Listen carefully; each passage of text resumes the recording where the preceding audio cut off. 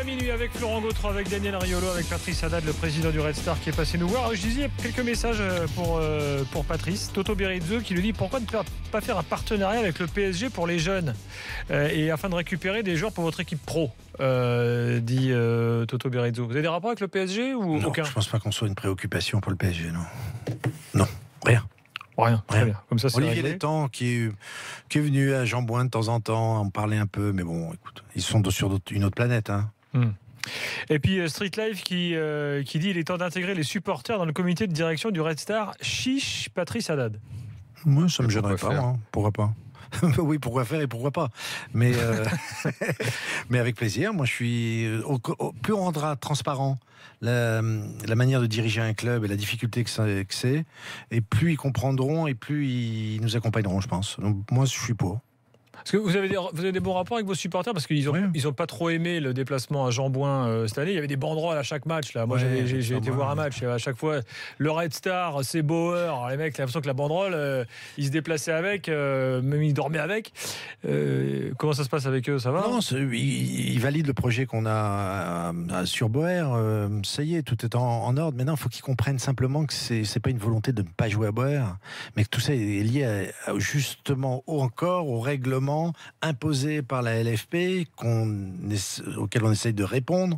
On se soumet à tout ça, on accepte tout ça et on subit en plus les règles d'une décentralisation aujourd'hui obligatoire. Donc on sera obligé de repartir de Bauer sur la Ligue 2. Mais mon travail à moi, c'est de protéger le club sportivement aussi. Et structurellement, d'essayer de faire en sorte de le développer le plus vite possible. Mais ça prend du temps parce que les politiques, c'est le temps politique et le temps politique est très long. Bon, ouais, et puis les mairies successives à Saint-Ouen, votre ville, en gros... Il y a eu des projets, il y en a eu des projets. Il y a eu des projets, mais il n'y a jamais rien qui a abouti au final. Juste un mot, parce que vous avez quand même c'est un club atypique à plein de niveaux, et vous menez des actions assez innovantes à Saint-Ouen, dans la ville, avec les gamins et tout. Vous pouvez nous en parler un petit peu, parce que je ne crois pas que ça existe ailleurs en France. Écoute, on est dans un département un peu difficile, donc on a pensé qu'en prenant le Red Star, il fallait qu'on ait une action en dehors du football. Et donc on a monté un concept, quand j'ai repris le club en 2008, qui était le Red Star Lab, pour ouvrir les mômes à travers toujours une occupation de football, mais à d'autres activités. En fait, ce sont des activités culturelles qui sont liées plutôt à l'art, à la photo, à la musique, etc. Et donc pendant les vacances, dans les périodes de vacances, ils viennent et ils s'initient à d'autres matières, et ce sont des activités annexes qui leur permettent de passer leur temps au club, mais pour des sujets différents. Et honnêtement, c'est un succès absolu. Il fallait d'abord éduquer les éducateurs pour ça, et une fois qu'ils ont compris que c'était nécessaire, on parle d'un thème par exemple, c'est quand on fait de la musique, on fait une symphonie, et ils comprennent qu'il faut jouer en collectif sur un terrain. Il y a des passerelles entre différents arts et le foot. Et il en sort des personnalités extraordinaires. Franchement, on prend beaucoup de plaisir, et maintenant, ce sont des listes d'attente pour avoir ces mômes pendant les vacances, parce qu'on n'a pas assez de locaux pour les recevoir, mais c'est un succès fou sur ces activités annexes du Red Star. C'est ce rôle social qu'on a aussi dans le club, c'est ce rôle d'activité. Alors, c'est vrai que certains dirigeants de clubs pro qui vous écoutent peut-être de se dire mais il est fou celui-là, nous on est là pour gagner des matchs, pour former des joueurs, le reste on s'en fout. L'appartenance à un club, ça se développe sur plein d'aspects, et nous on pense que c'est une appartenance au club. Vous en pensez quoi, messieurs? Bonne idée ou gadget? Non, c'est pas gadget, mais le problème du Red Star, c'est que cette partie-là, disons qu'elle est géniale, mais je pense que le Red Star doit être plus haut, quoi. Ça, c'est sûr. Parce que si tu veux, la locomotive, tout ça, c'est très bien. Mais ça n'existe pas si tu n'es pas très haut sportivement. Et moi, ce qui me désole, c'est que il y a 20 ans, je faisais des sujets sur le Red Star peut-il devenir le deuxième club le club résident, le fameux club résident du Stade de France. On a fait tous ces sujets-là. Donc, quand tu te dis, mais moi, je dis bravo, parce que il faut pas lâcher, mais le problème, c'est que tout ça, si c'est pour faire en gros du Red Star, je vais être méchant, un club qui redevient un club de quartier et qui fait du social, c'est très bien pour la ville. C'est l'association, c'est son rôle. Non, bien sûr, c'est très bien pour la ville, mais c'est dommage, parce que je pense que ce qui est génial, c'est que si vous arrivez à monter, il faudra garder cette fibre-là. Mais c'est plus simple de garder cette fibre-là si vous êtes plus riche, alors que le plus compliqué, ça va être sportivement. Et moi, c'est pour ça que je reviens toujours au terrain. C'est pour ça que cette saison, quand je vous ai vu l'autre fois, rater votre montée d'un point, je me dis peut-être c'était tôt, parce que je sais pas comment vous auriez fait derrière, mais bon, après il y a des ressources qui vont avec. Il faut jamais refuser de monter, ça je suis d'accord. Mais en revanche, là, c'est vrai que là, on a la sensation de perdre du temps. Alors peut-être que par miracle, administratif, vous allez retrouver la Ligue 2, qui est la place du Red Star quand même à l'heure actuelle. C'est pas la Ligue 1 non plus, mais c'est pas le national, quoi. Et surtout au niveau francilien, quand je vois là moi je regarde beaucoup avec tous les gars si je les cite, les gars du Parisien qui travaillent sur tous les clubs là de Paris que je connais bien. C'est vrai que c'est important d'avoir le leadership pour le coup, parce que tu fais plus envie que pitié, quoi. Et c'est vrai qu'il y a le Paris FC qui est dans les pattes. Enfin, il y a machin après. Oui, mais le Paris FC est déjà un concurrent pour. Et justement, le Paris FC, par exemple, parce que eux, ils ont des problèmes de structure. Non, financièrement, le Paris FC, ils ont des choses derrière. Plus de ce côté-là. Ils ont du monde derrière, le Paris FC. Le problème, c'est qu'ils sont rivaux. Bien sûr, et dans le bas. Non, mais c'est pour ça que je dis. La bourre dans le haut, c'est bien. Mais dans le bas, déjà, tu partages. Si tu gagnes la bataille sportive. Quand ton gâteau il est petit, qu'il faut déjà le partager. Mais si tu gagnes la bataille sportive, tu peux prendre un peu le leadership et ça change un truc, quoi. Ça change les choses. On en revient à l'idée de fusionner avec le PFC. Je pense pas que ce soit la réponse, parce que même avec Toulouse, ça n'a pas marché. C'était très long. Mais tu sais.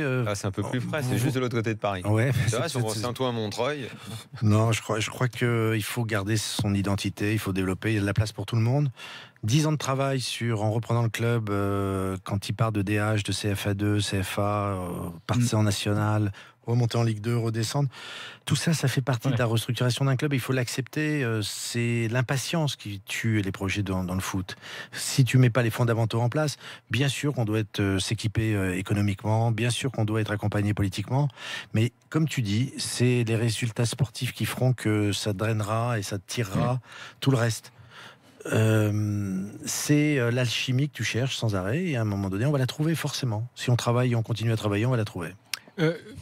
Pourquoi il n'y a pas de deuxième vrai club à Paris? Pourquoi ça marche pas en fait? C'est un de mer, mais uniquement en problème d'infrastructure. Les Jeux Olympiques, ça peut aider? Moi, je pense pas que les Jeux Olympiques, bien sûr, aideront, et ils sont bien placés dans le 93 en plus, les Jeux Olympiques. Donc, il va falloir qu'on trouve notre place dans tout ça, mais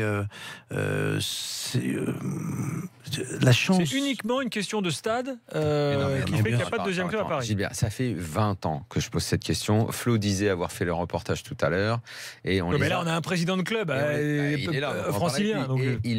On les a tous fait, ces reportages. On a eu Dayan avec Sanois-Saint-Gratien. Tapi nous a vendu le truc pendant je ne sais pas combien de temps à un moment. Tu as eu le Racing quand même, rappelle-toi, il y a quelques années. Bon. Et donc, tu vois bien.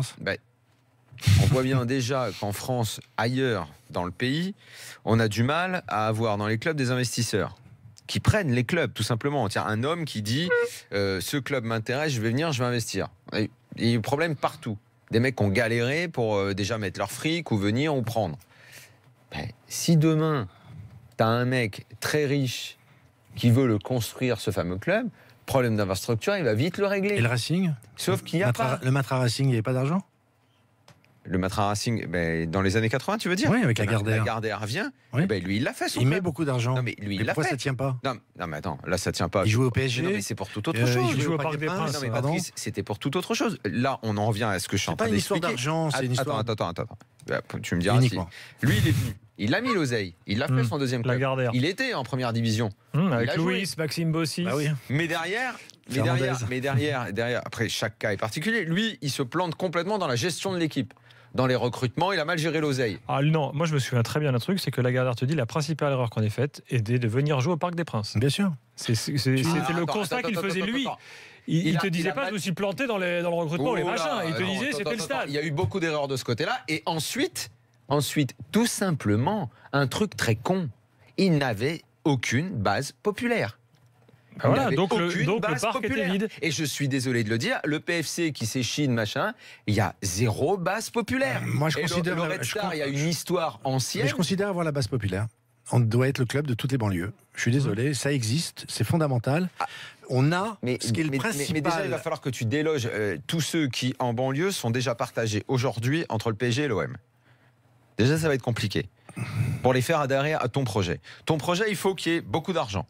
Il va falloir que tu construises. Il va falloir que tu aies le centre de formation pour ramasser tous les gamins qui sont dans la région. Il va falloir les tenir, tous ces gamins-là. Donc, il va falloir que tu aies un encadrement.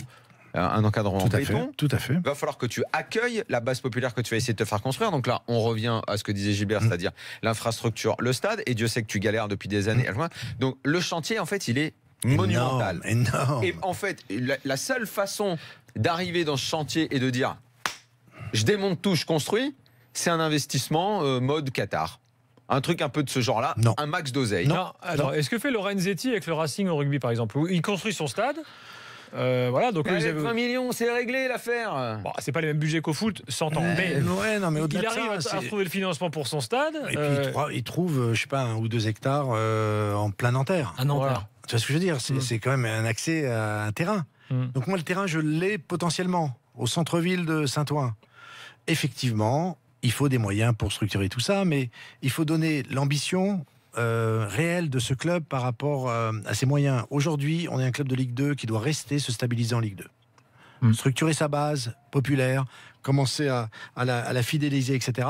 Et annoncer la reconstruction de Boer. C'est fondamental. Avec le stade de Boer, la base populaire qu'on a, c'est vaste, le nom le chantier, et l'histoire, il est vaste. Mais attends, l'ordre des priorités, c'est d'abord le sportif et ensuite l'infrastructure. On pourrait penser que ça devrait être là. Non, parce que quand tu racontes ton histoire et que tu es en CFA ou en national, personne ne t'écoute. Ça, c'est clair. Quand tu es en Ligue 2 et que tu commences à être diffusé, les médias sont là, les sponsors commencent à arriver, on commence à te regarder différemment. C'est pour ça, simplement le média télé est énorme par rapport à ça. C'est ce que j'ai dit tout à l'heure. Moi, je pense vraiment que le Red Star, c'est pour ça que la montée ratée d'un point, tout ça, c'est... En Ligue 1. Tu sais, tu la marques, l'histoire, avec tout ça. Oui, je sais bien. Quand je me bats contre Fréjus, qui est en Ligue 2, et moi je dois gagner ce match, il ne faut pas descendre en CFA, et quand je suis en national, ça a marqué l'histoire et les émotions de ce club. Oui, mais chaque petit détail, vous n'êtes pas au courant de tout ça parce que vous n'êtes pas, quand c'est en national ou en CFA proche, ces émotions-là, elles existent. Non, mais ça, je suis d'accord. Ce que je veux dire, c'est que pour tous les gens qui sont moins dans l'émotion et plus pragmatiques, parlons des politiques et même de certains investisseurs qui arrivent un peu plus tard que les autres, il y a les résistants de la dernière heure, c'est comme pour tout. Si ça marche, et même si tu vois qu'ils arrivent tard, tu prends les gens qui viennent dans une aventure, enfin, notamment au niveau politique, qui vont t'aider. Et pour ça, c'est mieux d'être effectivement en Ligue 2 ou en Ligue 1 plutôt qu'en National ou en CFA, mais là on est tous d'accord. Moi je dois dresser le club sur une perspective possible. La perspective possible, c'est un stade au centre-ville avec Boer et un centre de formation dans un lieu déterminé qui doit être à 30-40 km de Paris. Une fois que j'ai ces éléments-là... Si loin que ça d'ailleurs? Oui, parce que je pense qu'il faut sortir les mômes de la banlieue et passer en deuxième couronne et aller dans les forêts, et aller dans les châteaux et aller dans tout ça. C'est ça aussi l'ouverture vers du mieux pour ces mômes-là.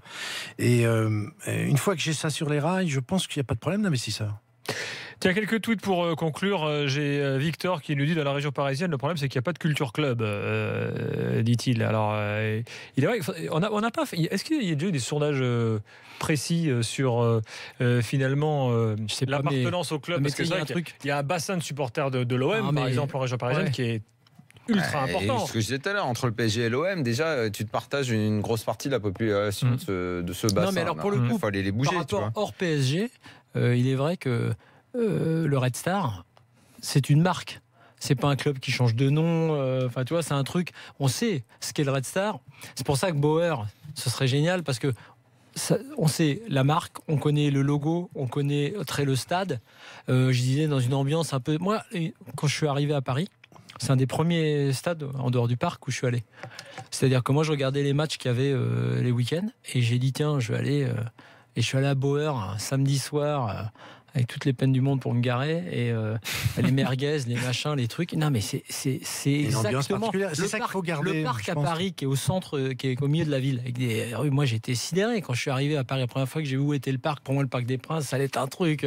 Bah non, le parc, il est au milieu des rues. Bah là, tout à l'heure, on jouait. On est au milieu, vraiment au cœur de la ville.